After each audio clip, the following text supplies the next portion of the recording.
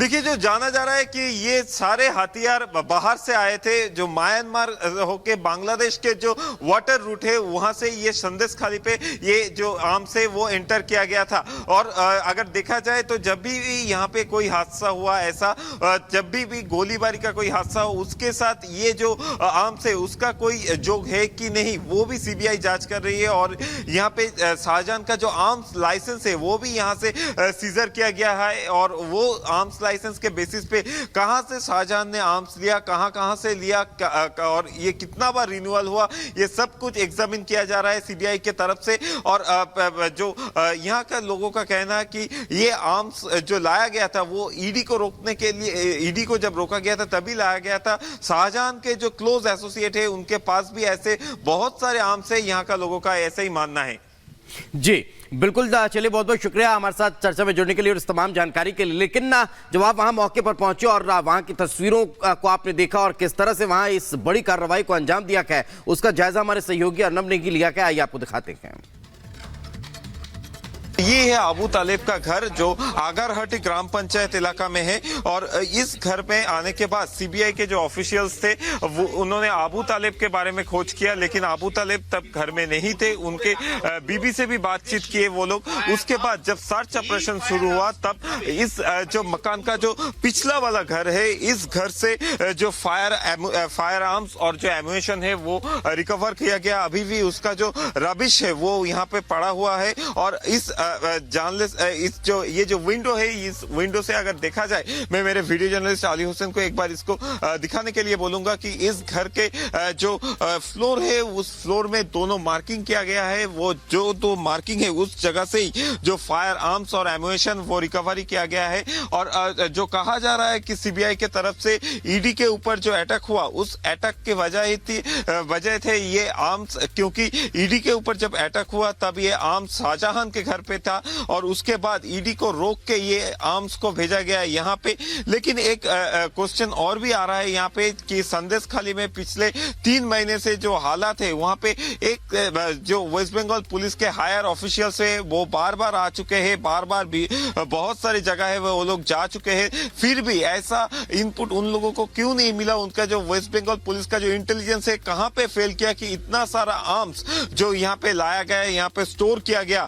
फिर हमने कल देखा कि सीबीआई के 10 ऑफिशियल्स के जो टीम है वो टीम आया इधर, फिर रेड ऑपरेशन स्टार्ट हुआ, फिर एनएसजी को बुलाया गया और इस फ्लोर से जो एम्यूनेशन है और जो फायर आर्म से सब रिकवर किया गया और जो एक्सप्लोसिव था उसको भी रिकवर करने के बाद यही बगल में जो यहाँ पे जो वाटर बॉडी है वहां पे डिफ्यूज किया गया। और अभी भी जो सीबीआई की तरफ से कहना है कि शाहजहां शेख का जो डॉक्यूमेंट्स यहाँ से सीजर हुआ है उसमें उनका जो आर्म्स लाइसेंस है वो आर्म्स लाइसेंस अच्छी तरीके से एग्जामिन किया जा रहा है, क्योंकि शाहजहां के ऊपर बहुत सारे जो फॉरेन आर्म्स है उसका जो तस्करी करने का भी आरोप है। तो ये आर्म्स का जो लाइसेंस है उसके उसको यूज करके ऐसा कुछ किया है क्या शाहजहां ने, वो भी अभी सीबीआई एग्जामिन कर रहा है।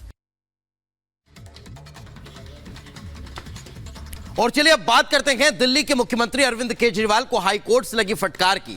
दरअसल दिल्ली में एमसीडी के स्कूलों में हो रही दुर्दशा, बच्चों को किताबों की उपलब्धता न होने के मसले को लेकर हाई कोर्ट ने दिल्ली के मुख्यमंत्री को फटकार लगाई। देखिए रिपोर्ट।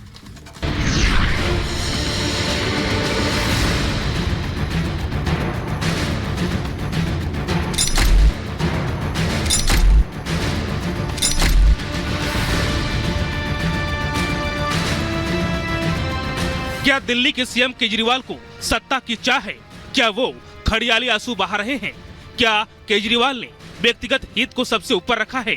ये सवाल इसलिए क्योंकि दिल्ली हाई कोर्ट ने इन बिंदुओं पर दिल्ली के सीएम को फटकार लगाई। न सिर्फ फटकार लगाई बल्कि ये भी कहा कि हमें उस रास्ते पर जाने के लिए मजबूर कर रहे हैं जिस पर हम नहीं जाना चाहते। आखिर ऐसा क्या हुआ कि हाई कोर्ट केजरीवाल पर भड़क गया, वो भी जानना जरूरी है।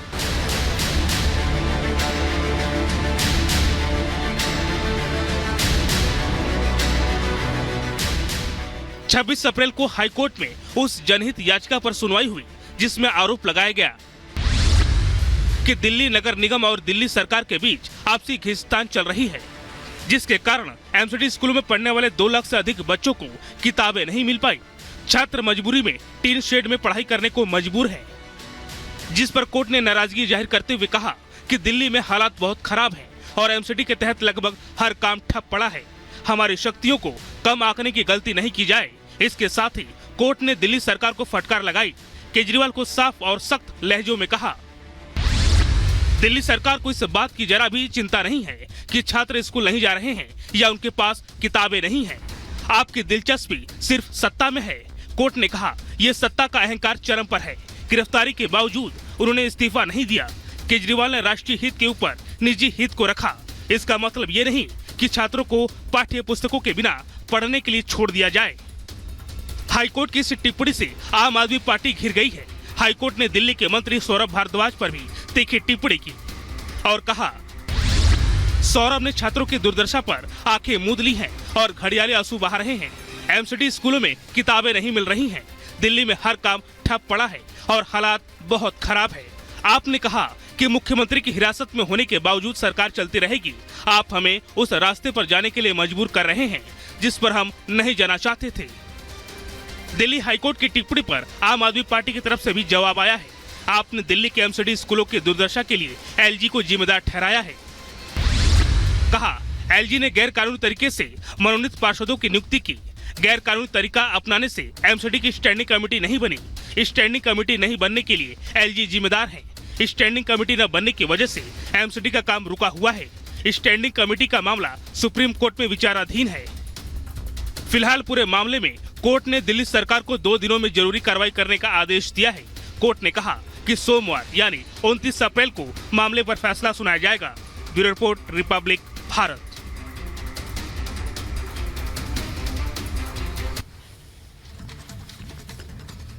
और चलिए हम सीधे रुक कर रहे थे, हमारे सहयोगी अखिलेश इस वक्त हमारे साथ जुड़ गए। अखिलेश, क्या यही दिल्ली सरकार का शिक्षा मॉडल है जिसका ढोल पीट रहे थे? मतलब 1-2 नहीं बल्कि 2 लाख बच्चों को किताबें तक नहीं दी गई और सख्त टिप्पणी कोर्ट की तरफ से कि आपने सत्ता को सर्वोपरि रखा। देखिए, ये एक टिप्पणी जो सीसीटीवी फुटेज के आधार पर पुलिस इस पूरे मामले को इन्वेस्टिगेट कर रही है। पुलिस का कहना है कि विक्टिम फैमिली इससे पहले भी शिकायत कर चुकी थी, पुलिस ने कार्रवाई भी की, लेकिन नाबालिग लड़का दोबारा से आता है और उसके बाद वारदात को अंजाम देके फरार हो गया। हालांकि 10 टीमें बनाई गई है जो इस पूरे मामले को इन्वेस्टिगेट कर रही है। बिल्कुल जतिन, हम आपके पास लौटेंगे। फिलहाल जानकारी के लिए आपका बहुत बहुत शुक्रिया। और आइए देश और दुनिया की तमाम खबरें आपको दिखाते हैं 2 मिनट भारत में।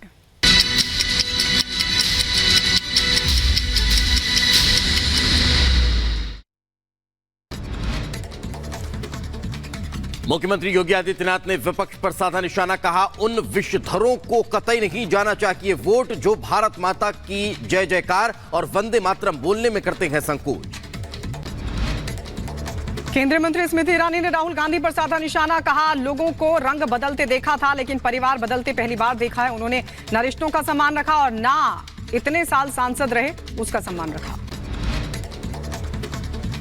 बीजेपी नेता शहनवाज हुसैन ने इंडी गठबंधन पर साधा निशाना। कहा, मोदी को पीएम बनाने के लिए एनडीए के वोटर मतदान केंद्र पहुंचे जबकि महागठबंधन के वोटर अपने घरों में सोए रहे।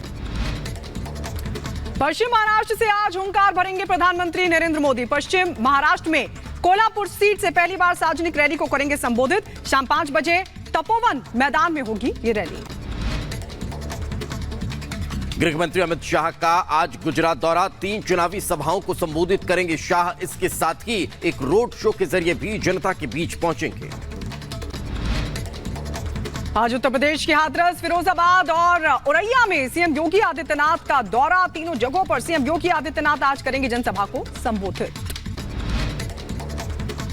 दिल्ली के जहांगीरपुरी में महिला की गोली मारकर हत्या। इलाके में मचा हड़कंप, पुलिस मामले की जांच में जुटी। पश्चिम बंगाल के पूर्व मेदिनीपुर में एक युवक का शव मिलने से मचा हड़कंप, पुलिस मामले की छानबीन कर रही। उत्तर प्रदेश के प्रयागराज एसटीएफ और पुलिस टीम को मिली कामयाबी। 3 गांजा तस्कर को गिरफ्तार किया गया। हरियाणा के सोनीपत में बदायूं के 2 सगे भाइयों की सड़क हादसे में हुई दर्दनाक मौत। पिकअप गाड़ी ने दोनों भाइयों को पीछे से मारी टक्कर, परिजनों में मचा कोहराम।